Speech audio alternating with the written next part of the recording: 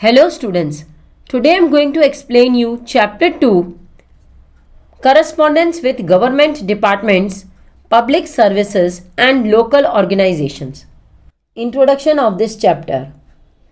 Business houses frequently need to correspond with government departments, public utility services and local institutions. Such correspondence, the letter should be addressed to the appropriate authority in the respective department and as per the procedure of concerned department. To get prompt services and facilities, the approach of the letter should be as per the rules and regulations of the department. The concept for which the letter is to be written should be clear. For the purpose of a study, this type of correspondence is divided into three categories. A. Correspondence with government departments. B. Correspondence related to public utility services. C. Correspondence with local institutions. Today I am going to explain you correspondence with government departments. Common people and business firms have to correspond with government departments frequently for various issues. In some of the government departments, application is to be made online, whereas in other departments, a prescribed form is to be filled in and submitted to the concerned departments along with required documents. Normally, business firms need to correspond with the following government departments for different matters such as Post and Telegraph Department, Telephone Department, Railway Parcel Department, Custom and Export Imports Department, Sales Tax and Income Tax Department. Business firms have their own letter pads printed. On the top, name of the firm is printed, on the right hand side address of the firm, and on the left hand side phone number and email address. Examples of correspondence with government departments. Number 1. Draft a letter of complaint to the Post and Parcel Department for irregular receipt of post or parcel to the institution's address. Here, as I told you, the name of the firm is printed on the letter pad of the firm, then on the right hand side address of the firm, on the left hand side phone number and email address. Then again we have to write date. Date should be written on the right hand side. Then on the left hand side the designation of the receiver to whom we are writing the letter, then address of the receiver. Then comes subject.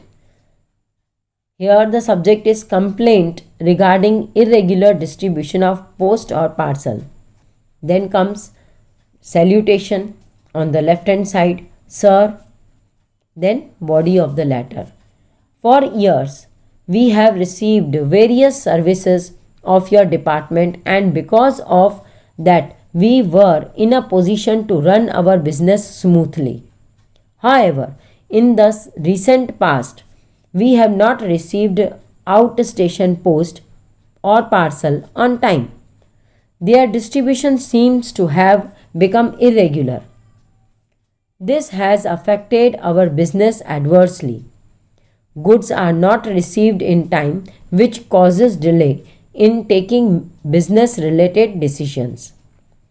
We are worried as we do not get very important and necessary documents in time at our address. Irregularity and carelessness of the postal department marred our business reputation and reliability. Then closure. It is our humble request to you to look into the matter and do the needful promptly. Then in the end, on the right hand side, yours sincerely, name and designation and signature. Second is a letter of request to telephone company to furnish details of outstation calls in the telephone bill. Here same, the name of the company is printed, on the right hand side address is printed, On the left hand side, phone number and email address is printed. Then we write date, month and year of writing a letter on the right hand side. Then comes left hand side, the designation of the receiver and the address of the receiver. Then comes the subject. Here the subject is regarding the details of station calls, STD calls in telephone bill. Then comes salutation, sir. Then body of the letter. We as customers have been benefited with the various services rendered by BSNL Modasa to us and we appreciate it. At present, we have 2 telephone connections in our complex having telephone numbers. Mention both the numbers. We have got a facility of making out-station calls, STD calls on both these lines. We request you to provide us monthly telephone bill having details of out-station calls from the telephone numbers, the number which you have mentioned in the first paragraph, same numbers on the second paragraph, so that we have a record with us. This is a routine requirement for the internal management of Jagruti Shikshan Sankul. Then comes closure. We hope you will take quick action on this request. Thanks.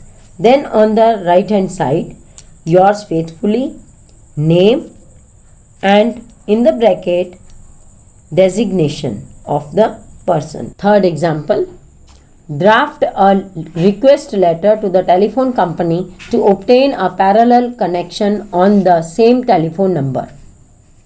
See here, the business house has changed the performer of writing the name and address. Here this firm has written the name and address of the company on the top, and then on the left hand side phone number and email address. Then on the right hand side date, month and year of writing the letter. Then the receiver's designation and receiver's address.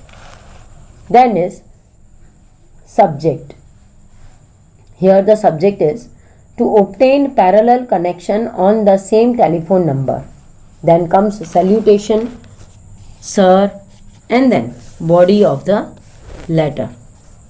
Sarathi Business House is a reputed business unit of Vapi.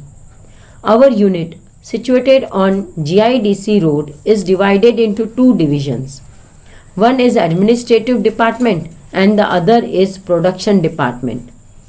The employees of both the departments have to communicate with one another regularly on telephone.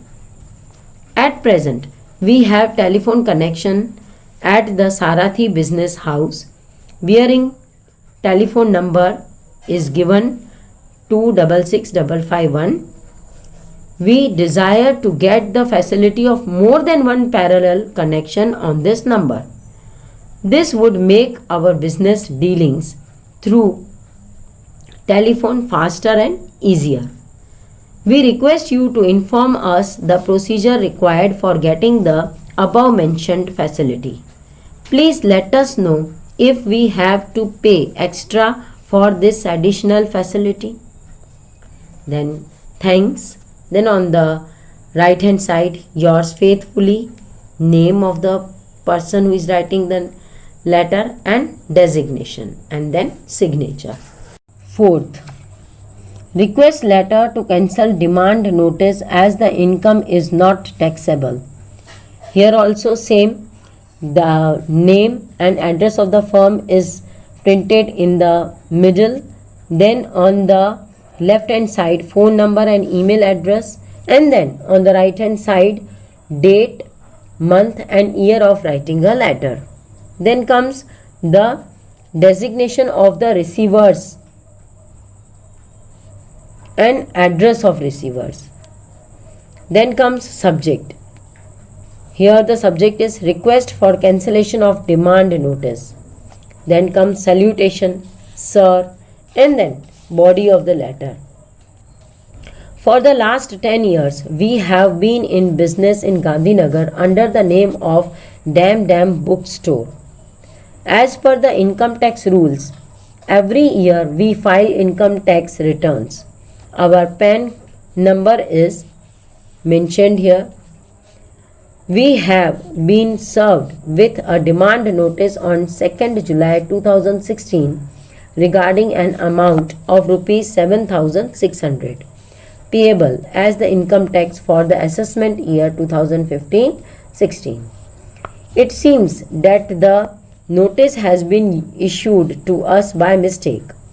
Our income in the last financial year is less than that in the previous year, so it is quite natural that the amount of income tax payable for the period is less.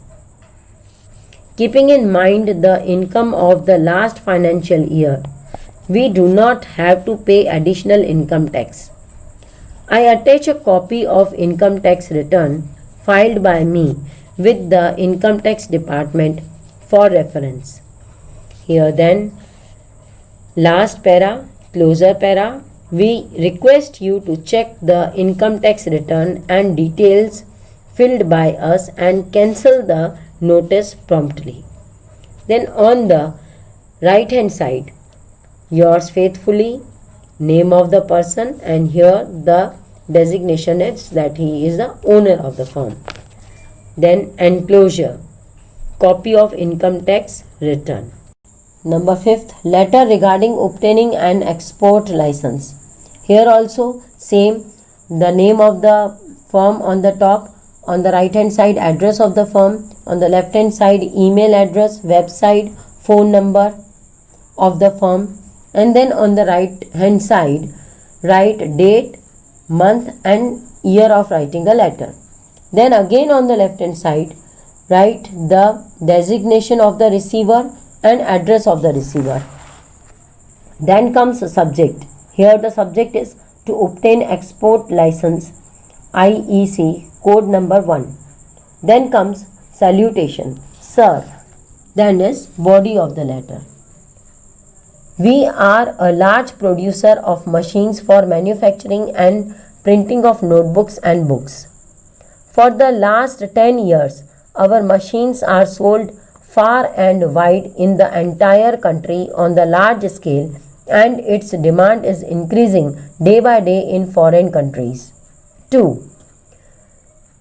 We wish to sell our machines abroad, and for that we would like to obtain an export license from you.